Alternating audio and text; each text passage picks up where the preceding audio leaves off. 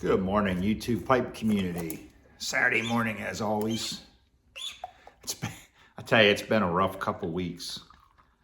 The weather here went from 60s and 70s to back to reality real fast. It's been highs like 30, 32, down in the teens at night. We actually had some measurable snow already, ice, wrecks out the ass.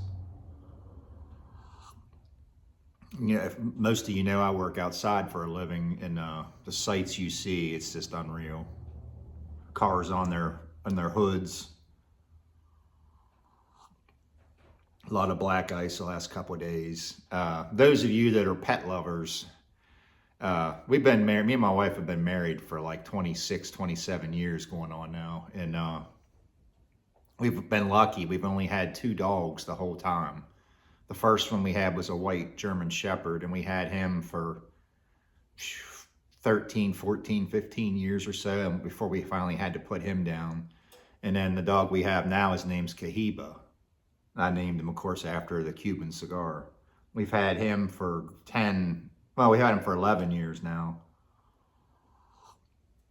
This past week, he was really bad. We thought we were going to have to put him down. It got to the point where she had missed 2 days of work. I had missed 1 day of work because he was just diarrhea, explosive diarrhea, just all through the rec room and stuff. He couldn't eat, couldn't drink. He was just sleeping. And not to gross people out, but he was like crapping black tar. I'll show a picture of that. So we knew he was bleeding inside, and we thought he had cancer and 100 other things wrong with him. So yesterday I actually took off too.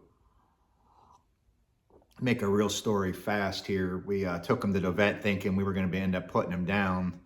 He runs, before he put him down, because he was still so alert and attentive, he wasn't so weak. They ran lab results, perfectly fine. Everything was fine down the middle, no cancer. He checked for obstructions, nothing. Showed us x-rays inside his stomach and everything. Nothing blockage, nothing wrong. Couldn't find anything. So then finally he goes, let me do one last test. So he did a Lyme disease test for ticks. We get them bad around here. And I told him, I said, we don't let him. He's not an outdoor dog where he runs in high grass and that, but still, So he checked him for that. Nothing. So he said it was a mystery. So he gave him meds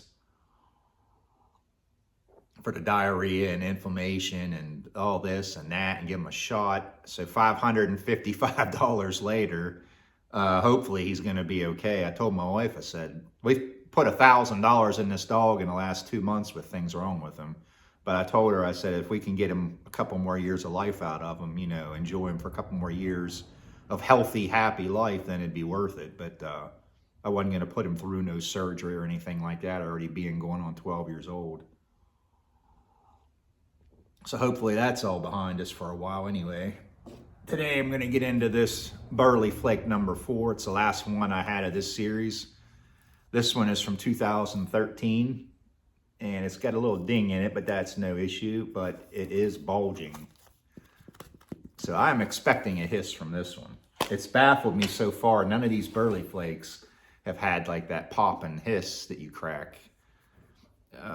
Blend of dark and light Burleys, which pretty sure now I narrowed down I don't like light Burleys, and Latakia with Red Virginia for a touch of sweetness. I left this one last because, as you know, I'm not big on Latakia right now, but let's give this a crack and see what we got. At least that one had a nice hiss. I don't know if you heard that on camera or not. I instantly smell the Latakia.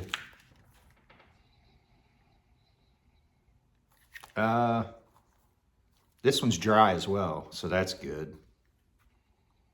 What did I say the age was? 2013, so it's got, almost 20 years. Little bit of citrusy tanginess, grapefruit, sweet, smoky Latakia. I don't know, I might be surprised and I might like this one. I'll be back and get my bowl. All right, we're back.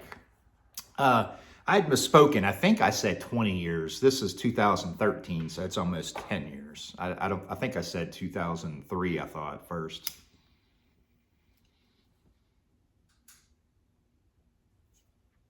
still breaking in. One of the pipes that I had kept from that era, I believe, was Fisher, but like I said, I can't confirm that. Really like these pipes.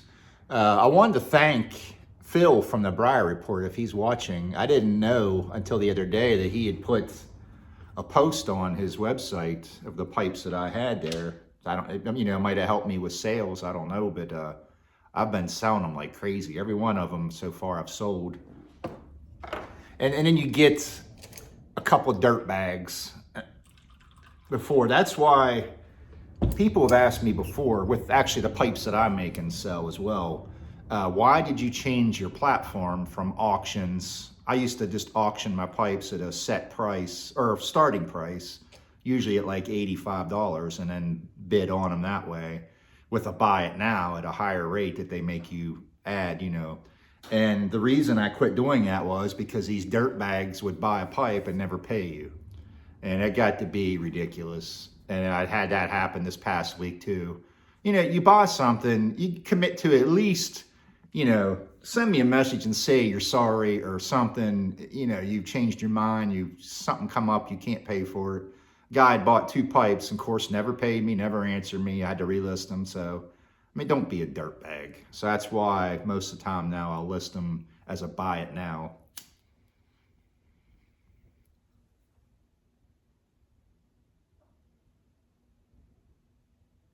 But I do have more listed and I have more coming today. I got to get back to actually making some myself, actually real pipes that I'm making. But I got some more of these still to do. I'm going to run a couple more batches. I mean, see how small that shank is on that one. It's like not even an inch long. But I mean, it's a cool little pipe. I dig them. I really like them. Some of them, most of them are briar. Some of them are olive wood. That one's almost like a purplish tint.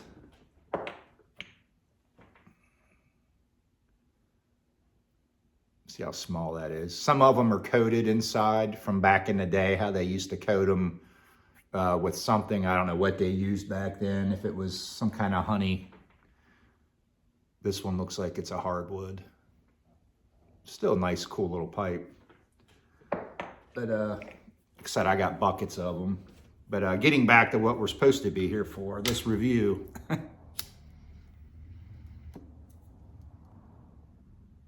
I tell you, I'm happy. I didn't think I was going to like this one because of the Latakia, but there's just, well, of course, with the age too, but this Latakia is very mild. It's mute. It's just adding a little bit of depth in the background. Plus, like, this pipe is still brand new. I'm still trying to break it in. But I like it.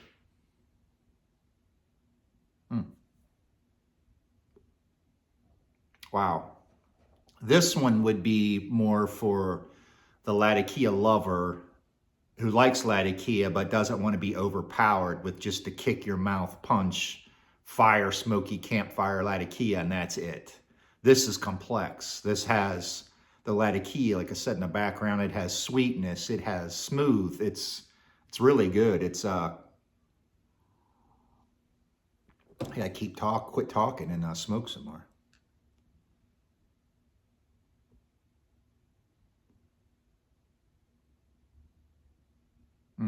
Very easy on the retrohale.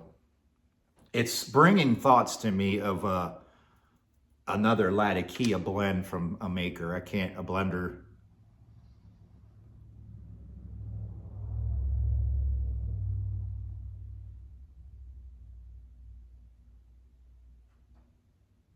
Wow. Very nice. I'm really happy. I'm pleased. Out of all 5 of them, the only one I didn't like was the number 2. And that seems to be the general census. Everybody says they don't, most of them don't like the number 2. The number 2, it's definitely the stronger of the bunch, but it wasn't really the reason why I didn't like it. It's because of the cigarette taste. It was just nasty. It just tastes like a stale cigarette. So right off the top of my head, if I had to rate these in order, I would have to say, well, of course, it's still too early with the number 4, but I would still have to say number 3 for me, number 3, number 5. Oh, I don't know. I'm going to hold my thoughts on that. I really like this number 4 as well. Let's just put it this way. I like them all. I like 1, 3, 4, and 5. Can't go wrong, guys. If you're into that, try them.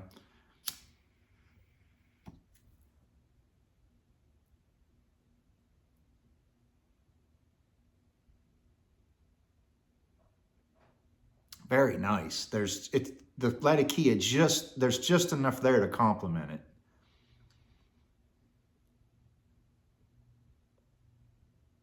Bear with me. I am still going to have a Christmas contest. Just every time you plan on and announce something like that, you get hit with a hidden expense, and bam, there you go. Every time, it never fails.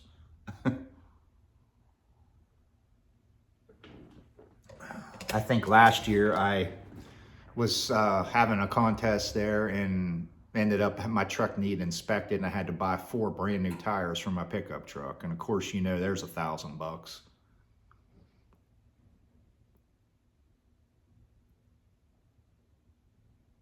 Again, I want to thank everybody that's bought some of these pipes. I'm not making a ton of money off of these, really. I'm making maybe 10, 15 bucks or so, 20 bucks tops off of these.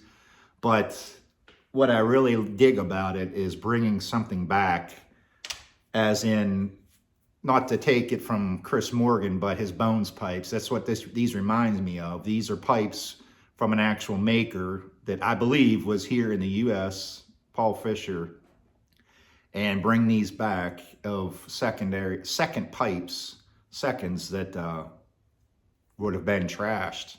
Like I said, I got some bucketfuls, 5-gallon buckets of these, and I just like getting them out there. Even if I have to keep the rest of them for myself, I'll smoke them. Because I'm not selling them more than a high-end corn cob would go. But a lot of the shanks were cracked, and if they're not cracked, they're very thin. Actually, this one has a crack in it too. You're not going to be able to see it, but I put it with some safe glue epoxy I put on it with the stem permanently fixed, and it's fine. Pipe cleaner will still pass through it, and I really dig the pipes. They smoke great. And they're very old as well, brand new. Hope everybody has a great weekend. I'm done rambling. Hope everybody has a great Thanksgiving next week. I got to work till Wednesday, and I'm off next Thursday and Friday, Saturday, Sunday.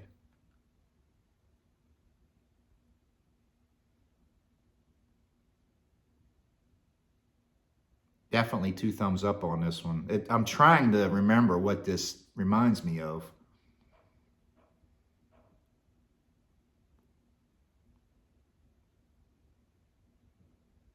Wow, very nice. It might even take the top place for me. I'll get back on that later with some more bowls and some thoughts. Talk to you boys and girls later.